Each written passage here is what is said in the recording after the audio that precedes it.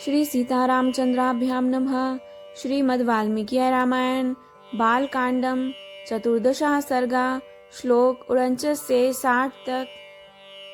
मणिरत्नम सुवर्णम गावो यद्दा समुद्यतम तत्प्रयच्छ न प्रश्रेष्ठ धरण्या न प्रयोजनम।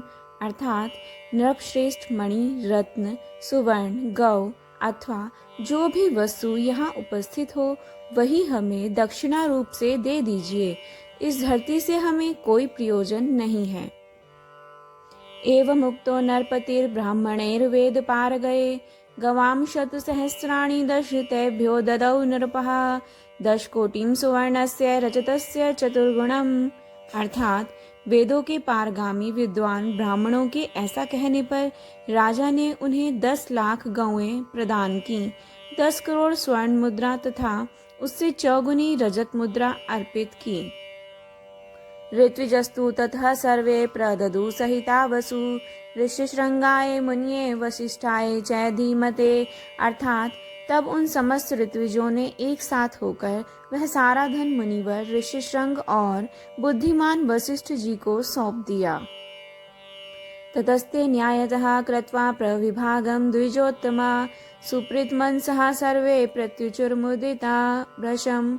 अर्थात तदनंतर उन दोनों महर्षियों के सहयोग से उस धन का न्यायपूर्वक बंटवारा करके वे सभी श्रेष्ठ ब्राह्मण मन ही मन प्रसन्न हुए और बोले, महाराज, हम इस दक्षिणा से बहुत संतुष्ट हैं।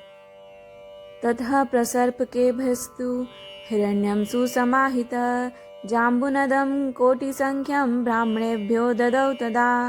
अर्थात इसके बाद एकाग्रचित होकर राजा दशरथ ने अभ्यागत ब्राह्मणों को 1 करोड़ जाम्बुनद स्वर्ण की मुद्राएं बांटी।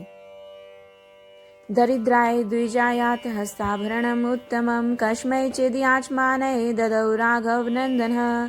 अर्थात सारा धन दे देने के बाद जब कुछ बचा नहीं रहा तब एक दरिद्र ब्राह्मण ने आकर राजा से धन की याचना की। उस समय रघुकुल नंदन नरेश ने उसे अपने हाथ का उत्तम आभूषण उतार कर दे दिया। तथा प्रीतेषु विधिवत द्विजेषु द्विजवत्सलः प्रणामं करोत तेषां व्याकुले तेन्द्रियः।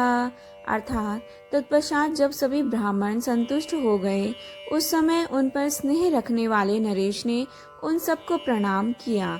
प्रणाम करते समय उनकी सारी इंद्रियां हर्ष से विह्वल हो रही थीं। तस्य शीशोऽथ विविधा ब्राह्मणे समुदाहृतः उदारस्य निर्विवीरस्य धरण्यां पतितस्य च। अर्थात पृथ्वी पर पड़े हुए उन उदार नरवीर को ब्राह्मणों ने नाना प्रकार के आशीर्वाद दिए। तथा प्रीतमना राजा प्राप्य यज्ञमनुत्तमं पापावहं स्वर्णयनं दुस्तरं पार्थिवृषभये। अर्थात तदनंतर उस परम उत्तम यज्ञ का पुण्य फल पाकर राजा दशरथ के मन में बड़ी प्रसन्नता हुई। वह यज्ञ उन सब के पापों का नाश करने वाला तथा उन्हें स्वर्ग लोक में पहुंचाने वाला था।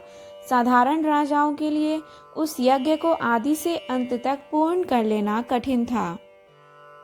ततो अब्रवीद ऋष्यशृंगं राजा दशरथ सदा कुलस्य वर्धन तत्तु कर्तुमर्हसि सुव्रत।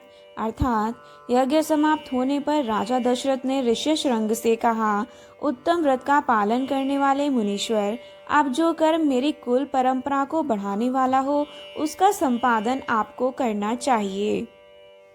तथेति च स राजानमुवाच द्विजसत्तमः भविष्यन्ति सुता राजस्य त्वारस्ते कुलोद्रः। अर्थात तब द्विजश्रेष्ठ ऋष्यशृंग तथास्तु कहकर राजा से बोले, राजन, आपके 4 पुत्र होंगे जो इस कुल के भार को वहन करने में समर्थ होंगे। स तस्य वाक्यं मधुरं निशम्य प्रणम्य तस्मै प्रियतो नृपेन्द्रः जगाम हर्षं परमं महात्मा तं ऋष्यशृंगं पुनरप्युवाच। अर्थात उनका यह मधुर वचन सुनकर मन और इंद्रियों को संयम में रखने वाले महामना दशरथ उन्हें प्रणाम करके बड़े हर्ष को प्राप्त हुए तथा उन्होंने ऋष्यशृंग को पुनः पुत्र प्राप्ति कराने वाले कर्म का अनुष्ठान करने के लिए प्रेरित किया। इत्याच श्रीमद् रामायणे वाल्मीकि आदि काव्य बालकांडे 14 सर्गः। अर्थात इस प्रकार श्री वाल्मीकि निर्मित आर्ष रामायण आदि काव्य के बालकांड में 14वां सर्ग पूरा हुआ। जय जय राम सीता राम, जय जय अवधपति श्री राम। जय जय राम।